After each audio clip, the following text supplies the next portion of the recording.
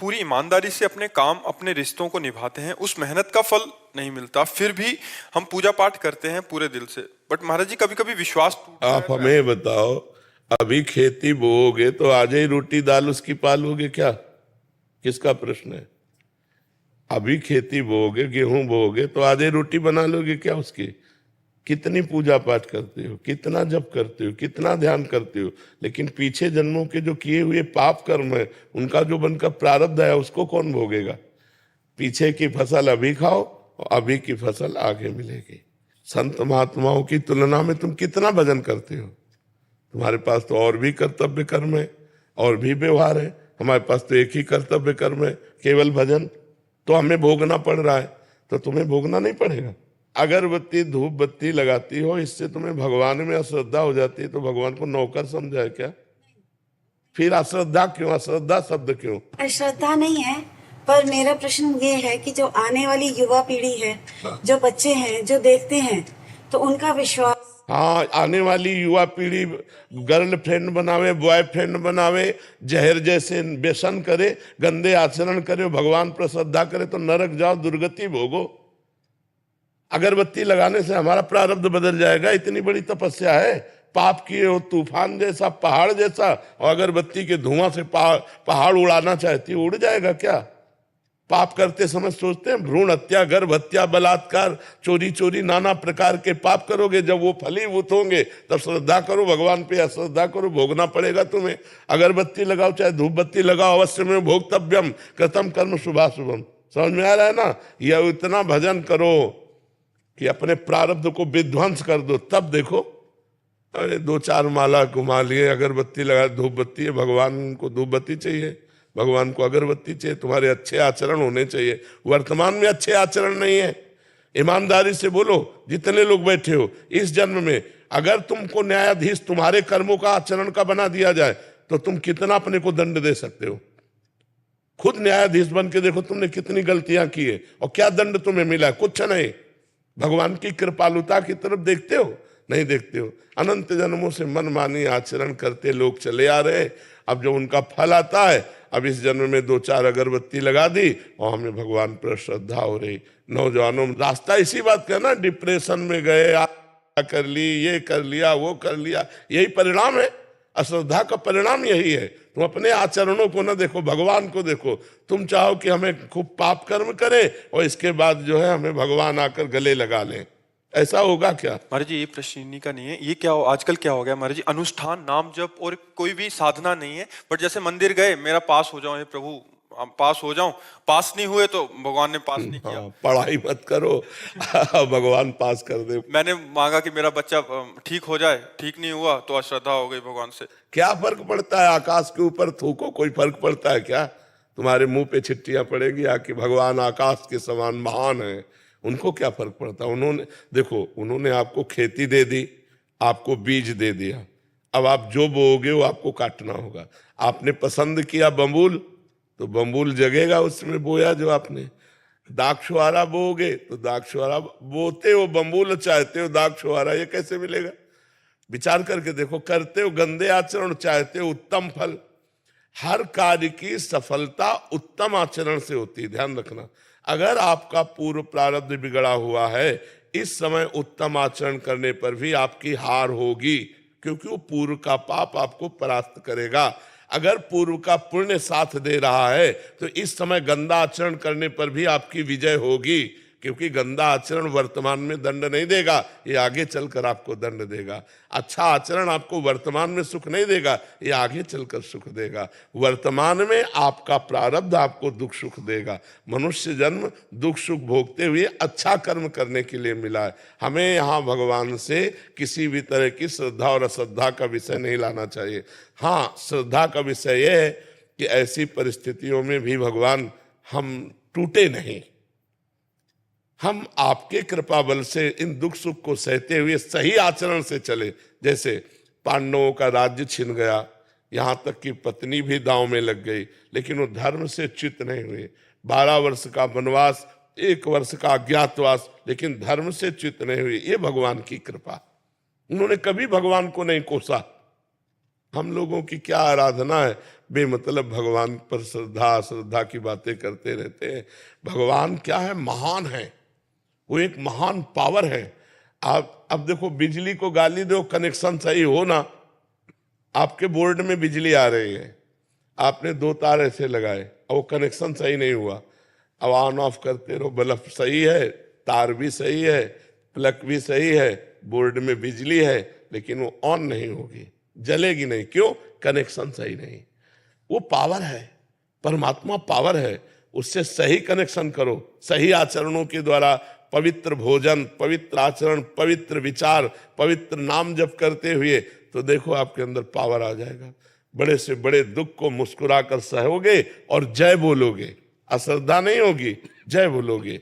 देखो ठाकुर हरिदास जी चैतन्य महाप्रभु के परिकर में हरे कृष्ण 3 लाख नाम जप करते हैं।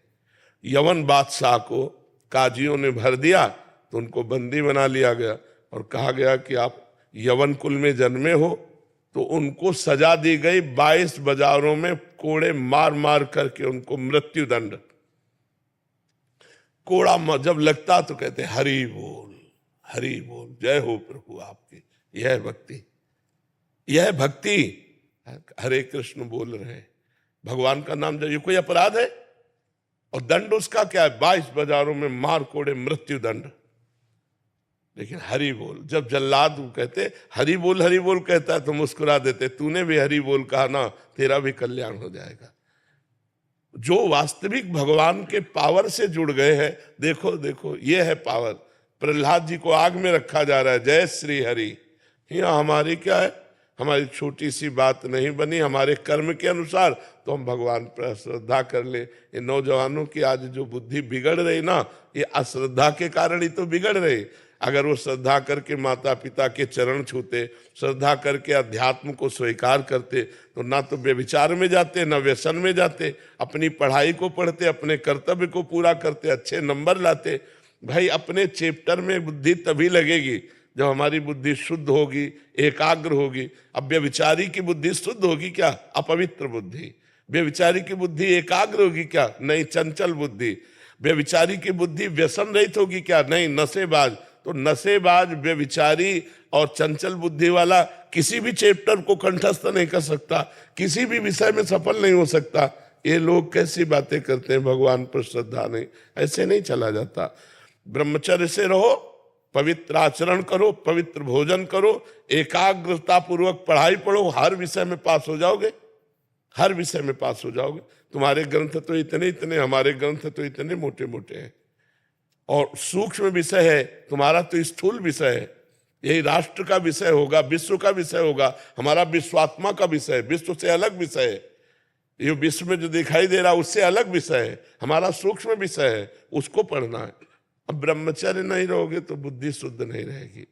आहार गलत करोगे, बुद्धि से। अब आजकल के नए नए बच्चे वो क्या कहते हैं, वो जो सेवई जैसा होता है, हाँ लूडन, ये हार रह गए हैं, नहीं रह गए। 1 किलो मठा और 4 रोटी और उसमें हरी धनिया का नमक मिला खाओ, दंड बैठक मारे तो समझ में आवे नहीं। अब इतनी सी चाय पी लिए और ये चाउमीन खा करके गुजारा कर रहे और अपने को स्वस्थ रखना चाहते हो। अरे नहीं, 100-200 ग्राम घी जाए, पचे शरीर में, 1-2 लीटर शुद्ध दूध जाए, दंड बैठक मारो, 2-4 किलोमीटर दौड़ो, पवित्र आचरण करो। अभी देखो नौजवानों की बुद्धि तेज सब बढ़ जाए। अब इधर उधर का गंदा भोजन पाओगे, दूसरे का मांस खाने से चर्बी बढ़ सकती है, आत्मबल नहीं। पवित्र आहार करोगे तो माना तुम्हारी चर्बी नहीं रहेगी, लेकिन आत्मबल बढ़ेगा, तुम्हारी बुद्धि बढ़ेगी, तुम प्रखर बुद्धिमान होगे। इसलिए दोष भगवान को न दो, अपने को सुधारना है, उनसे कृपा मनाओ कि हमारी बुद्धि शुद्ध हो जाए और आप में कभी अश्रद्धा न हो। कितने करुणा में भगवान ने क्या बिगाड़ा है आपको? आप विचार करके देखो, आपका शरीर भगवान ने आपको दिया, बुद्धि भगवान ने दी, सब कुछ भगवान ने दिया, आपसे लिया क्या? फिर अश्रद्धा किस बात की? तुम्हारी क्या है? एक रोम भी तो तुमने नहीं बनाया, मेरे भगवान ने बनाकर तुमको इतना सुंदर शरीर दिया, फिर तुम भगवान से अश्रद्धा क्यों कर रहे हो? भगवान ने तुम्हें पृथ्वी दी, वायु दिया, अग्नि दिया, तेज दिया, सब कुछ दिया है। क्या भगवान की अश्रद्धा करने का विषय बनता है? आप अपने आचरण शुद्ध ना करो, सब कुछ भगवान का दिया आपके पास है। भगवान ने कभी कहा कि ये मेरा है? आप 100 रुपया भगवान को दोगे तो 1000 जगह कहोगे कि बिहारी जी में जाकर मैं चढ़ाया था और बिहारी जी ने हमारी बात नहीं सुनी। तुम सुनते हो भगवान की बात, सब कुछ दिया है भगवान ने। गीता जी में भगवान कहते, भागवत जी में कहते, तुम एक भगवान की बात न मानो तो तुम्हारी भगवान कैसे बात मान लेंगे? अभी भगवान की बात मानो, तुम्हारी बात भगवान मान लेंगे। बड़े बुरे से बुरे कर्म का भी तुम्हें दंड नहीं मिलेगा। अहम त्वं सर्व पापेभ्यो मोक्षयिष्यामि मा शुचा। तो बहुत समझना पड़ेगा, अध्यात्म को समझना पड़ेगा। जैसा बोओगे वैसा काटना पड़ेगा। ऐसे ऐसे लोगों से पाप बन रहे जिसे समझते नहीं पाप है। पहले किया व्यभिचार और जब गर्भ रह गया तो बच्चे को झाड़ियों में फेंक दिया, कूड़े दाने में फेंक दिया। कितनी बच्चे बच्चियां ऐसे मिलते हैं जो कूड़े दानों में मिल रहे। तो मान लो जैसे गृहस्थी में भी है तो भ्रूण हत्या, गर्भपात, ये सब कितने भयानक भयानक पाप है। कोई बिरला ऐसी होगी, खुली बात कह रहा हूं, कोई बिरला ऐसी मां बहन होगी जो गर्भपात न कराए। अब फिर उसका दंड, गर्भस्थ शिशु की हत्या बहुत बड़ा पाप है। इसको कौन मान रहा है? गृहस्थ कौन मान रहा है? तो फिर दंड जब मिलेगा तब। अब बोले भगवान पे अश्रद्धा होगी तो करो अश्रद्धा, उनको क्या फर्क पड़ता है। अवश्य में भोक्तव्यम कृतम कर्म शुभाशुभम। नहीं, बचपन से लेकर के अभी तक बताओ, धर्म विरुद्ध आचरण किए कि नहीं किए, गर्भ हत्या की कि नहीं की, चाहे पुरुष हो चाहे स्त्री, धर्म विरुद्ध आचरण सब करते हैं तो उनका फल नहीं भोगना पड़ेगा। बाद में कहो कि हम मंदिर में जाके कह दें कि भगवान मेरी बात सुन लो। कैसे सुन लेंगे? तुमने भगवान की बात सुनी? भगवान जब कह रहे हैं कि 25 वर्ष तक ब्रह्मचर्य रहो, फिर जब ब्याह हो जाए, पाणी ग्रहण हो जाए, जय जय वर्ष में, तो गृहस्थी धर्म में फिर अपने ब्रह्मचर्य को तोड़ो। कौन रह रहा है? सबसे पहला आश्रम सबका है ब्रह्मचर्य, फिर गृहस्थ, फिर वानप्रस्थ, फिर सन्यास। कोई चल रहा है? अभी उठ के खड़े होना नहीं आता, बॉयफ्रेंड हो गए। हाँ, उठ के खड़े होना नहीं आता, बॉयफ्रेंड हो गए, गर्लफ्रेंड हो गए। अब ये बच्चे बर्बाद हो जाएंगे कि नहीं हो जाएंगे? जिनका उद्देश्य ही अभी पक्का नहीं बन पाया, पढ़ाई लिखाई में जहां माइंड लगना चाहिए वहां गंदी बातों में माइंड लग गया। अब कैसे? अब इसके बाद कहो हे भगवान, हे दुर्गा देवी, हे भैरव बाबा। तो फिर अब इसमें कोई सुनने वाला नहीं। तुमने सुना नहीं तो फिर वो तुम्हारी नहीं सुनेंगे। 1 किलो लड्डू भी चढ़ाएंगे, वो भी गए। तो अनंत ब्रह्मांडों को भगवान भोजन दे रहे, पशु पक्षी सबको भगवान दे रहे। यार तुम उनको किलो 2 किलो लड्डू से फुसलाना चाहते। महाराज जी ऐसे ही हो गया है आज। देखो, एक चुल्लू पानी में वो फुसल जाने वाले हैं, एक तुलसी दल में फुसल जाने वाले हैं, पर ईमानदार के हाथ से। बेईमान के हाथ से करोड़ों का भोग लगा गया दुर्योधन ने। महल में करोड़ों की भोग की व्यवस्था अरबों की थी, भगवान देखा भी नहीं। और विदुरानी के हाथ के केले के छिलके पाए जाके तुरंत, घंटा 2 घंटा नहीं, वहां से हटने के बाद सीधे विदुरानी के घर गए।